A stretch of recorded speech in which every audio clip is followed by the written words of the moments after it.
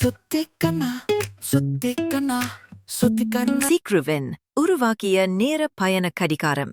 அருண் 11 வயது குழந்தை விஞ்ஞானி. K9 எனும் ரோபோ நாய். அருணின் வீட்டிலுள்ள கோணரை ஆய்வுக்கூடம். அருண் ஒரு நேர பயண கடிகாரத்தை உருவாக்க முயல்கிறான்.